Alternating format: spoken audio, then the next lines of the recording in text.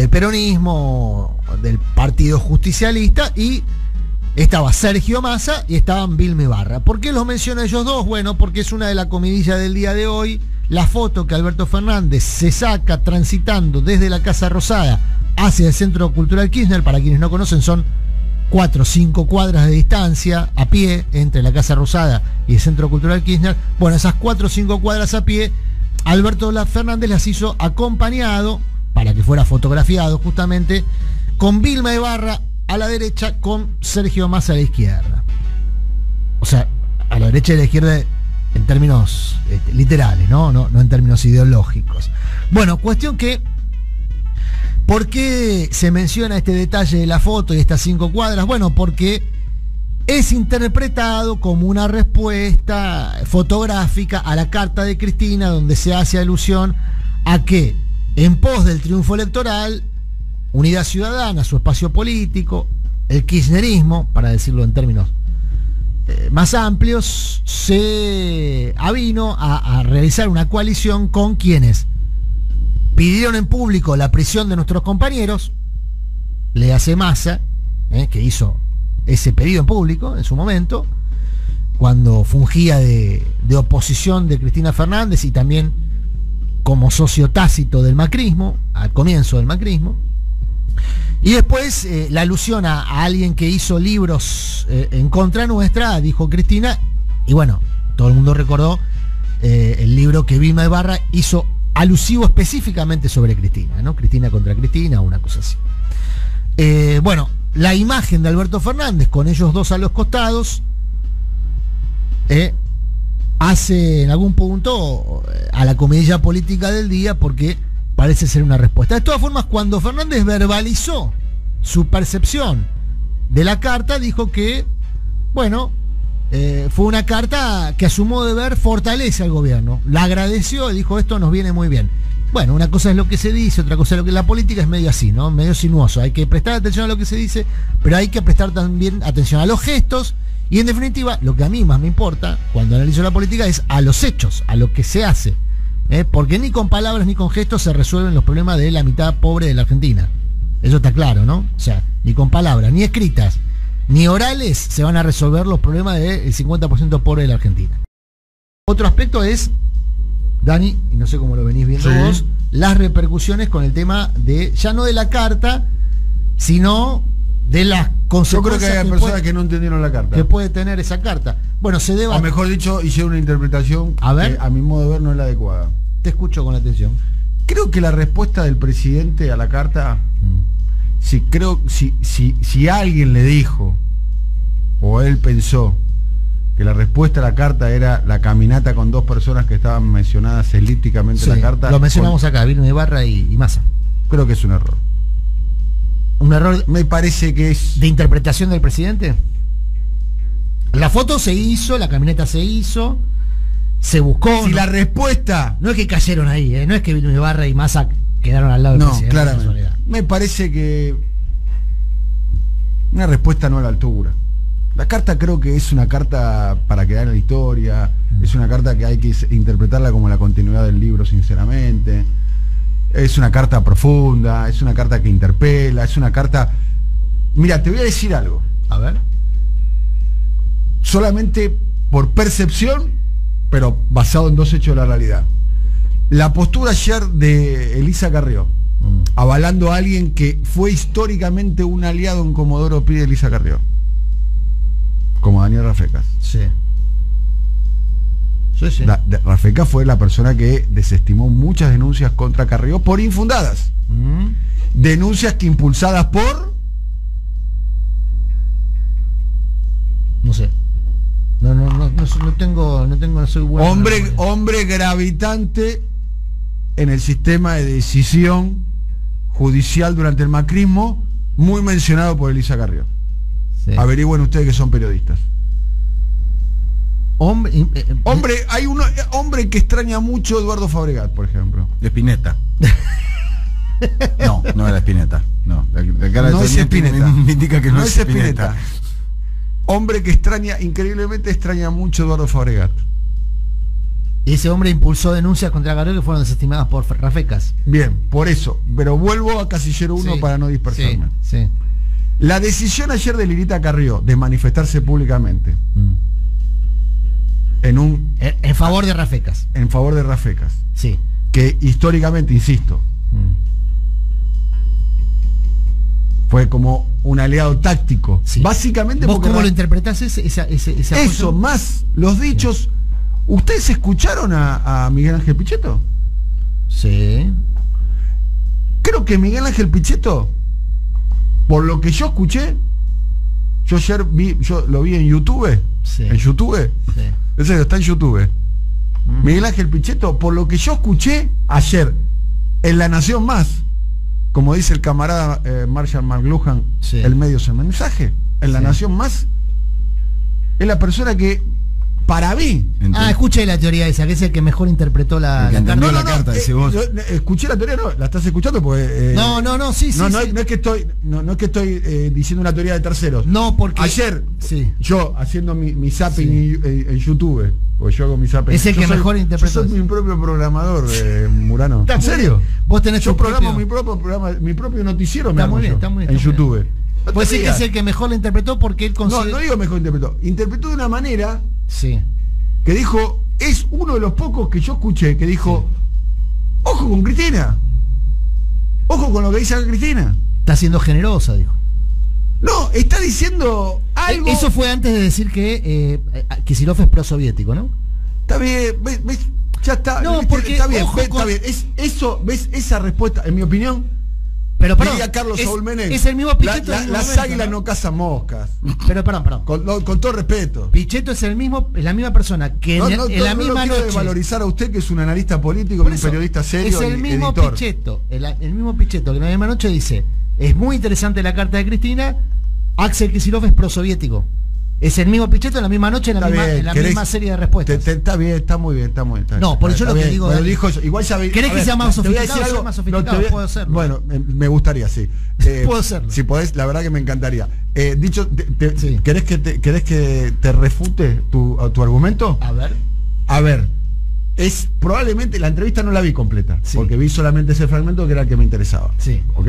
Probablemente en la misma entrevista haya dicho lo de Kicillof soviético. prosoviético. La novedad, querido Gillo Murano, es que haberle dicho soviético a Kicillof Sí. no es una novedad para Pichetto. No. Pero elogiar A Cristina. los contenidos y los alcances políticos de la carta de Cristina es una novedad, en mi opinión. Y yo creo yo, en el terreno de la especulación, no hablé con ninguno de los dos, quiero aclarar, en el terreno de la especulación, esos dos eventos, ¿entendés? Lo de Lilita Carrió. Hay explicaciones alternativas para las dos cosas, Dani. Sí, claro, sí, no te estoy Elisa diciendo que en el terreno de la especulación. No, Elisa Carrió sale a bancar a Rafecas básicamente porque considera que Rafecas y la candidatura de Rafecas está descartada. Y que quien impulsa la salida de Rafecas como candidato es precisamente Cristina. Entonces Carrió ve la posibilidad de sacar una ventaja política, que es quedar por bancar a Rafecas, que de todas formas, como bien decís, tiene esa historia de apoyo mutuo, Rafecas y Carrió, más allá de algún cortocircuito. Porque que Rafecas que no hayan se tenido. prendió a las operaciones en contra de Carrió en Comodoro Pi. Esa es una explicación. Bueno, es una, después no sé cuál será otra. No, porque a mí me parece que es un. Después en su momento la coalición No sé cívica- si no es el mejor juez de Comodoro Pi, pero si no Sí. es el mejor juez. La coalición cívica impulsó un juicio político contra Rafecas, no Carrió, pero sí la coalición cívica cuando fue el tema del memorándum. O sea, hay de todo en esa historia. Hay alianzas y hay momentos de cortocircuito. Este es un momento de alianza. Ahora, lo que ve Carrió no es la posibilidad de que la candidatura de Rafecas sea exitosa. Rafecas casi que se autoexcluye de la posibilidad de ser procurador cuando impone públicamente la condición de los 2 tercios, que es la condición que hoy tiene la manda constitucional. Públicamente yo no lo escuché nunca. Sí, escribió una carta pública diciendo que él no va a violentar la Constitución para ser procurador. Y dijo públicamente que sin los 2 tercios él no aceptaría ser procurador. Él prácticamente se autoexcluye de esa posibilidad porque hoy los 2 tercios para Rafecas no van a estar. No van a estar. En la oposición no le va a dar los 2 tercios. Si hay una posibilidad de 2 tercios es después de las elecciones del próximo año, si es que la mayoría, si el peronismo consigue la mayoría, que está a 4 o 5 senadores. Entonces, se autoexcluye. ¿Qué es lo que hace Carrió? Banca a Rafecas justamente para empezar a discutir el plan B. Y el plan B, hoy hay dos personas, una procuradora del norte argentino, el procurador Abramovich, que ya fue muy mencionado y por esa razón creo que no va a ser, son las posibilidades que se están mencionando, como plan B a Rafecas. Lo cierto es que en el mientras tanto, lo que logra Carrió, mientras ella banca a Rafecas y se dilata la discusión, es que siga Casal. Y lo que le interesa a Carrió es que siga Casal. Por eso digo, Casal no necesita de Carrió para seguir, si ya está. No, necesita que se dilate la discusión. Casal necesita que se dilaten dos discusiones. A ver, Casal anteayer, Daniel. Pero Daniel, ese razonamiento, ¿qué?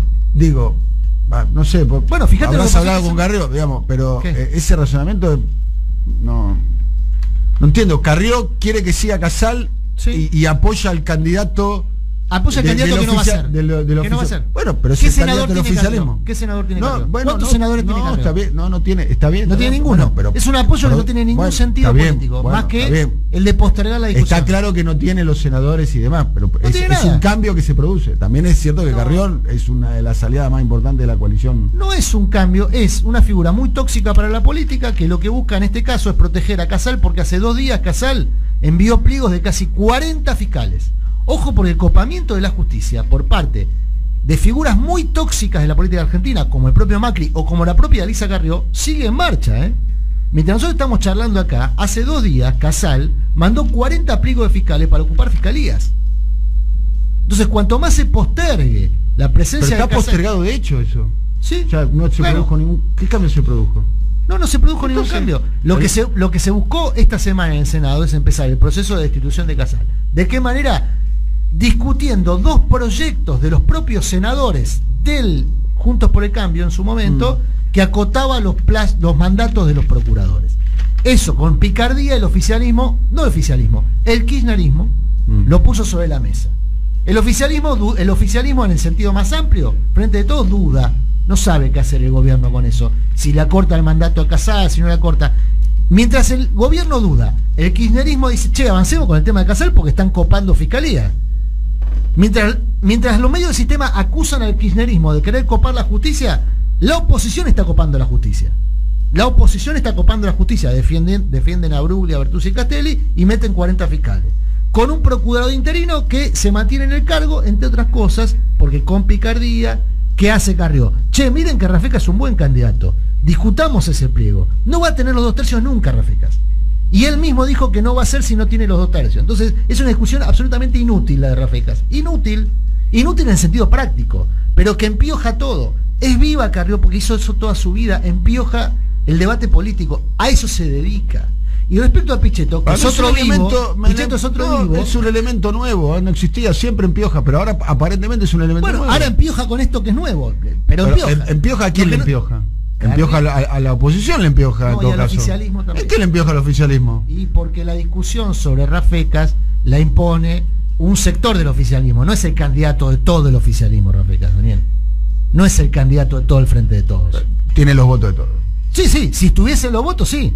Si tuviese los 2 tercios... El Frente de Todos tiene el voto de todos. Sí, pero no están los votos. Porque no hay 2 tercios. Pero del Frente de Todos tiene todos los votos. Yo me decía, ¿es el candidato que quisiera Cristina? Si le preguntan a Cristina, no. En soledad absoluta, Cristina, tu candidato a Rafecas, quizás responda que no lo sé. Quizás responda que no. Pero ¿Cristina le va a escatimar los votos en el Senado? Tampoco. Me parece que no. Es una discusión igual. La pregunta es entre Rafecas y Casal. Cristina, ¿qué preferís? No, entre Casal y cualquiera es mejor cualquiera. Te lo digo yo, cualquiera. No, Germán Mondes no, está claro. Igual renunció Mondes. No sé, el segundo Ple. Si vamos a decir entre Ple y Casal es lo mismo, digamos. O peor. No, está claro que Pero el segundo de Casal no es Abramovich, ¿no? No, Abramovich es el procurador frente a la Corte. Abramovich es una posibilidad de que quede, hay una fiscal en el medio, pero Abramovich podría quedar como interino también. Podría quedar como interino si renuncia o se remueve a Casal. Ahora, yo lo que digo, Dani, es lo siguiente. Vos decís, el peronismo no le va a escamotear los votos a Rafecas. La verdad que es una discusión estéril, porque no va a haber 2 tercios, entonces nunca se va a dar esa situación. Nunca se va a llegar a discutir en el recinto la postulación de Rafecas, y el propio Rafecas renunció a una alternativa. Entonces, ¿qué hace Carrió? Mete ruido en un ámbito que ella conoce muy bien, que es el de la rosca de los pronunciamientos. de los pronunciamientos que van por fuera del Consejo de la Magistratura, que no requieren acuerdo del Consejo de la Magistratura. Esa es la trampa que Juntos por el Cambio descubrió con los traslados y la sigue utilizando. Y ahora la protege, porque si se caen Bruglia, Bertuzzi y Castelli, hay como 40 traslados que podrían ser cuestionados.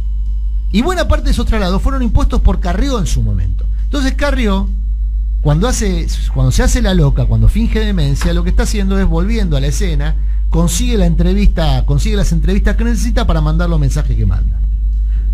Lo mismo, pero en el mismo sentido, pero con otro lenguaje, hace Pichetto. Cuando Pichetto elogia a Cristina y critica a Axel, lo que está buscando es, por un lado, consolidar su posición en la interna de Juntos por el Cambio. La interna de Juntos por el Cambio está muy picante hoy. Pichetto no quiere regalarle Juntos por el Cambio a Rodríguez Larreta, porque sabe que él queda fuera en ese ascenso de Rodríguez Larreta, el eje Larreta-Vidal-Monzó. Pichetto no tiene espacio ahí. Pichetto tiene espacio como cuña entre Macri, Bullrich, el ala dura, digamos, Lombardi, y el ala política. Y ese es el lugar que busca Pichetto. Entonces, elogia a Cristina, se propone él mismo. ¿Cómo consiguió ser auditor Pichetto, Daniel? ¿Con los votos de Juntos por el Cambio? Con Massa.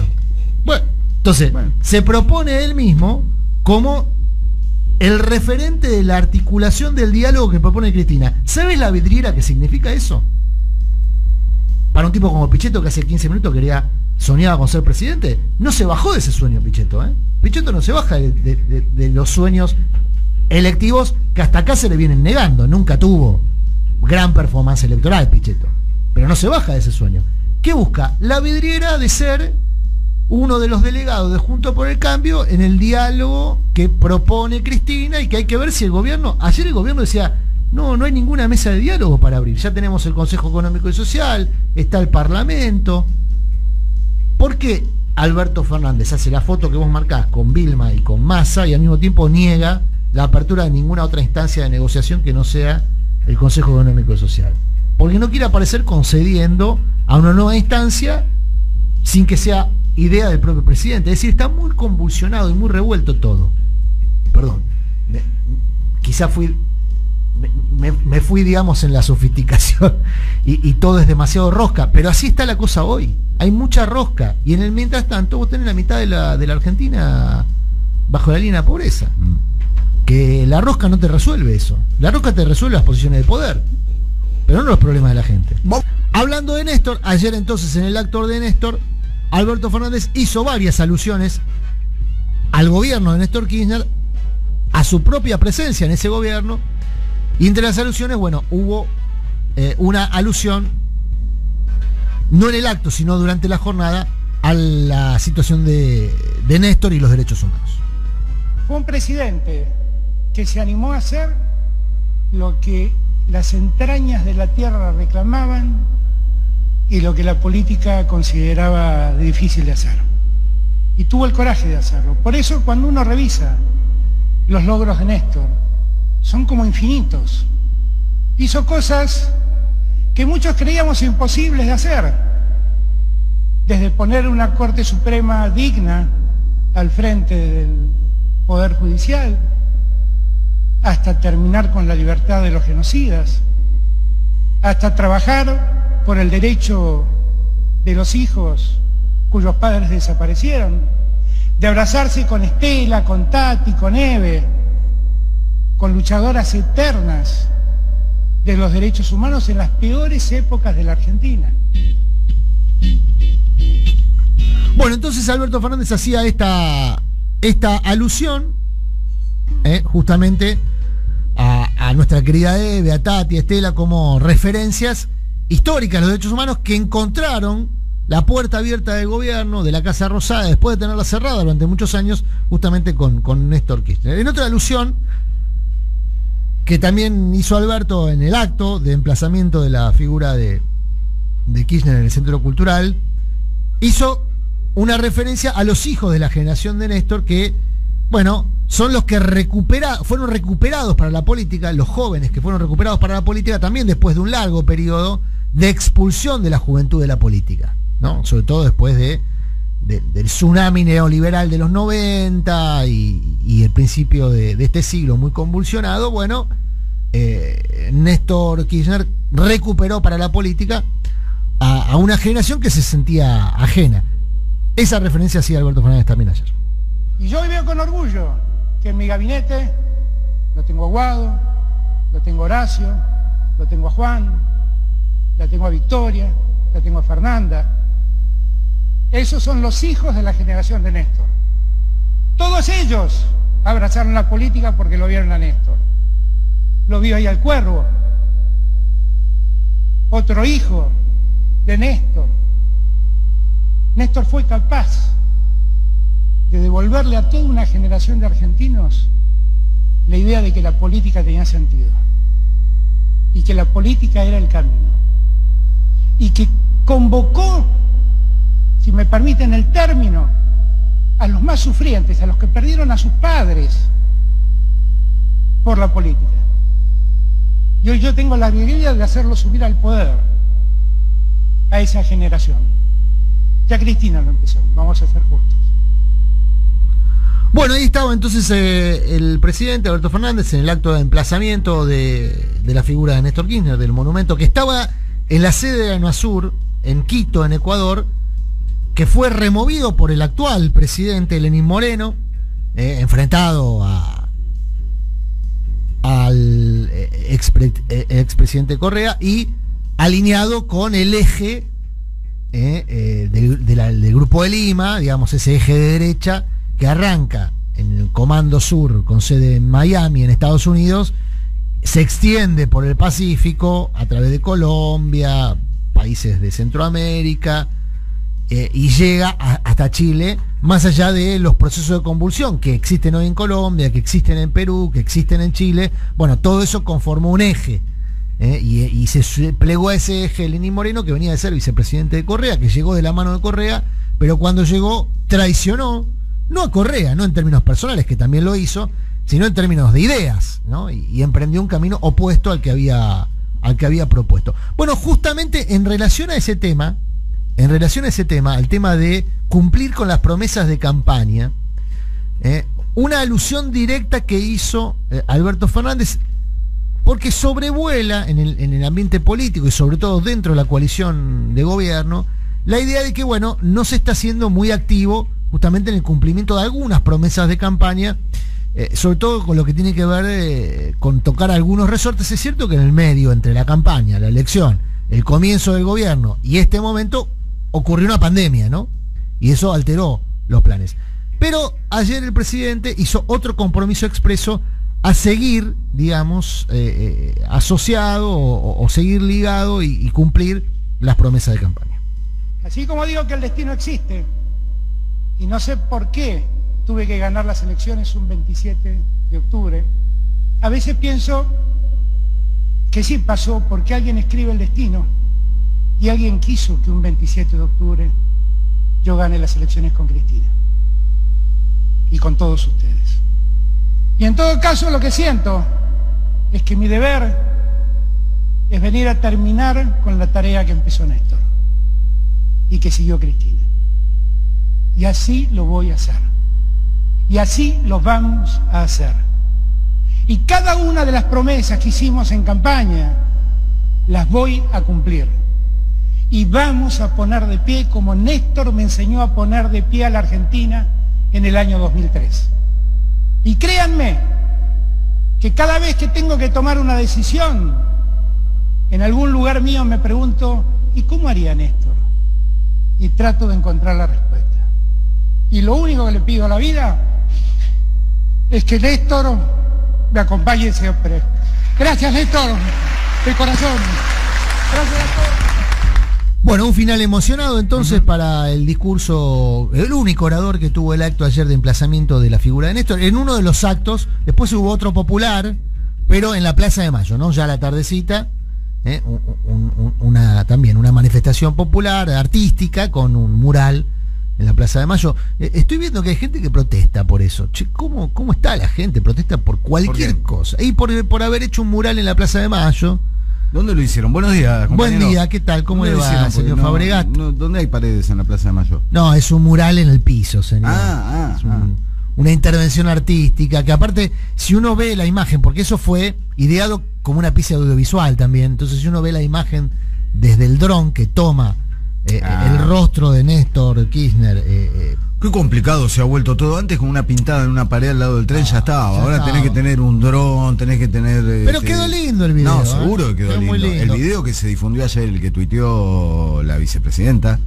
Esa es otra, es una pieza audiovisual. No, pero es una belleza, lo bien editado que está eso. Son dos, ¿no? Uno que es el origen, el Néstor de Río Gallegos, Sí. el Néstor municipal, digamos. No sé cuál de los dos vi, uno que editaba imprimía caras de Néstor. Los dos son muy parecidos, son extraordinarios. pero son dos etapas, digamos, el comienzo y cómo siguió. Sí. Digamos, ¿no? Ajá. Eso es una pieza audiovisual. Y después hay otro que en realidad se hizo anoche, una intervención artística, ¿cómo se llama? Artística plástica. Ujú.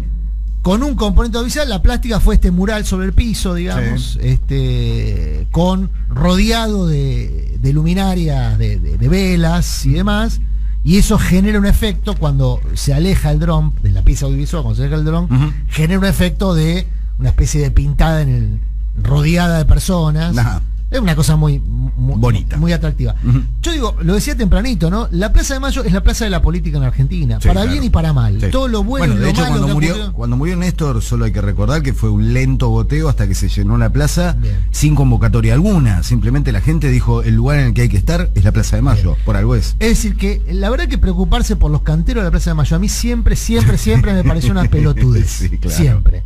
Sobre Sí. todo cuando la preocupación proviene de gente que en su momento, si hubiera estado, y si estuvo seguramente lo hizo, avaló bombardeos sobre la Plaza de Mayo. Sí, claro. O sea que gente, la última vez que miré un bombardeo le hace mal a los canteros. claro, gente Entre que otras cosas. avaló, o porque lo hizo de manera expresa, o porque lo hace hoy ideológicamente. Sí, claro. Bombardeos sobre Sí, sí. las manifestaciones populares en Plaza de Mayo, son los que se preocupan por los canteros de Plaza de Mayo. Sí, por sí. eso me parece la pelotudez más grande del mundo, Les preocupa- preocuparse por los canteros de Les Plaza de Mayo. preocupa más el cantero que millones de personas se En arriesgan. realidad lo que les preocupa es que haya gente en la Plaza de Mayo. Claro. Les preocupa eso, les preocupa a la gente manifestándose. Sí, el pueblo. Les El preocupa pueblo. eso, les preocupa eso. No los canteros, pero Porque gente se son horroriza ellos. por los canteros. Hago la diferenciación porque muchas veces se consideran gente y los otros son negros. Yo populacho.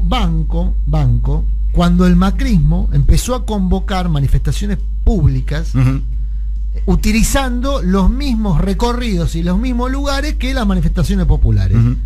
Primero porque les quita un argumento histórico que es Sí. la calle no sirve, en la calle no se hace política, la política se hace en el Palacio y en la Rosca. Ujú. Quita ese argumento. Sí, Fenómeno. Discutamos en la calle porque es un buen lugar para discutir de política. por supuesto. Pero bueno, hoy hay gente protestando, obviamente están las imágenes, hay los medios estimulan mucho. Sí, eso. Mirá ¿cuánto cómo va a quedó, costar? ¿Cuánto va a costar cuánto va a arreglar los costar? canteros? Nada, chicos, es una Qué pintura. lástima, Horacio va a tener que invertir en baldosas otra vez. Sí, y lo iba a hacer de todas formas. Lo iba a hacer de todas formas, claro. Y Horacio quiero decir que borró, Horacio después lo Rodríguez restituyó, Baldosa. pero Rodríguez Larreta borró los pañuelos de la Plaza de Mayo. Sí, claro. Y hubo gente que pide a uno, y hay gente Que que la pide a borren. uno que borren los pañuelos de la Plaza de Mayo. Sí. Obviamente después eso se rectificó, se repusieron las baldosas con los pañuelos tradicionales, pero si hubiese sido por Larreta, borraba los pañuelos, porque Sí. en definitiva lo que quieren es borrar la política. Lo que quieren es borrar De los la- jueves de la Bueno, Plaza de Mayo. si pudieran- No las pintadas, los Si jueves de la pudieran Plaza de borrar los Mayo. jueves. Claro. Sí. Ujú. Pero bueno, a ver. Acá dicen que hay un comunicador muy conocido de la mañana. No lo vean, muchachos. Dejen de darle. Así como le decimos al gobierno. Claro. Si el gobierno que se queja de la prensa canalla, una de las cosas que puede hacer es no alimentarla, Claro. ¿no? No replicar. No darle pasto. Ujú. Le dan información privilegiada, le dan. Ujú. Lo hablábamos ayer, ¿no? Ujú. El propio presidente. Si vos te vas a quejar de la prensa canalla, después no los alimentes, porque si no hay una contradicción ahí. Sí. ¿No? Lo hablábamos. ¿Quién es más funcional a la derecha acá? El que marca con su opinión lo que le parece que va bien, con buena onda, porque nosotros lo que queremos es que le vaya bien al gobierno. Sí. No queremos que vuelva la restauración conservadora que depredó a la Argentina durante 4 años. Porque además toda vez que el presidente en campaña y luego ya como presidente dio entrevistas a esa prensa canalla intentando rebatir argumentos, porque no podemos decir que haya en sido campaña y ayer, por ayer eso también, digo, yo recuerdo entrevistas con Majul y con esa gente en la cual Alberto fue muy claro en querer imponer límites y rebatir un montón de barbaridades que se dicen en esos canales. Pero en esos casos, cuando hace esa clase de cosas, es inmediatamente interpretado, replicado y analizado como una nueva muestra de la intolerancia peronista. Digo, entonces, ¿cuál es el sentido? No, ¿cuál es el objeto? no Si no lo vas a mover ni un centímetro. Para mí que se entreviste con todo el mundo. Está, yo no tengo, claro, no tengo claro, problema con no, eso. y está bien, pero digo, también tengamos claro que se juega siempre bajo las reglas de ellos. El tema es cuando vos ves que había una promesa de, bueno, yo no voy a ir contra nadie, pero voy a hacer crecer a todos, y cuando vos ves los números, no, el que crece es el que mantiene. Entonces sos procíclico, digamos, cuanto más guita tenés, más recibís. Bueno, ¿cuánto era que había recibido Clarín? 900 palos, hizo la cuenta acá Agustín Espada. Hay chicos que están creciendo. Buen día. Buenos días, compañero. Llegó Tonietti. Buen día, disculpen. Hay otros que están creciendo, Sí. Los números indican eso también. Hay otros que están creciendo. Crece mucho, crece. Hay otros grupos que están creciendo. Pero no es masivo, no es una política de medios hacer crecer a. No, crece un grupo. Bueno, crecen 1, 2. El otro crece bastante. Se afianza. Pero, digo, sigue la idea de los grupos contrapuestos. Esto ya lo vimos en Argentina y fue un error, Fue un error que se cometió cíclicamente. En su momento Menem creó un grupo espejo, pretendió crear un grupo espejo contra el grupo Clarín, después de que el grupo Clarín le soltó la mano, viste como hace Clarín siempre, que primero te acaricia, después te saca y después te pide más. Los gobiernos dicen, no, yo si le sigo dando más, me quedo sin nada. Entonces empieza la tensión. Y ahí Menem creó un grupo espejo, que era el 6, con Telefónica, Editorial Atlántida y demás, que no funcionó como política de medios, la verdad. Terminó siendo, como ocurre con La Nación con Clarín, medio como Manaos de. O sea, hoy La Nación es el Manaos de Clarín. Vos agarrás La Nación, más o menos, es lo mismo que publica Clarín. Sí, a veces el mismo título. El mismo título, digamos. Termina funcionando no como espejo, termina funcionando como subsidiaria. Hoy Telefe, más allá de que es de otra empresa, de una gran empresa internacional, desde el punto de vista editorial, vos prendés el noticiero de Telefe, no hay mucha diferencia con lo que puede ser el noticiero de ¿cómo se llama? Telenoche, de Canal 13. No hay mucha diferencia, más o menos. Nunca la hubo. Bueno, por eso, la idea esta de crear espejos que se supone que son opuestos, no funciona, terminan siendo parte del mismo sistema. El tema es que son medios del sistema, y el sistema es un sistema de poder que en muchos casos prescinde de la política, se autonomiza la política, la considera, como dijo Manito, cargo menor. Digamos, cargo menor, Manito se refería al presidente. A la presidencia nacional. Sí, por eso. Bueno. Entonces, como política, la idea de hacer crecer a un multimedio, que entiende lo que vos decís, Dani, hay un multimedio que está creciendo y que se supone que ese puede terminar siendo el espejo, ese es un error que cometieron todos, y cuando digo todos, es todos y todas, Todos y todas tuvieron la misma idea de crear un espejo supuestamente, hasta la ley de medios, que sí creó herramientas para que haya una diversidad y una pluralidad de voces real. Esta radio, de hecho, es hija de esa ley, ¿no? Es hija de una idea de pluralidad que masifica las posibilidades. Bueno, pero para eso se necesitan recursos, y el Estado tiene los recursos para estimularlo. Pero bueno, ese es un aspecto de la comunicación.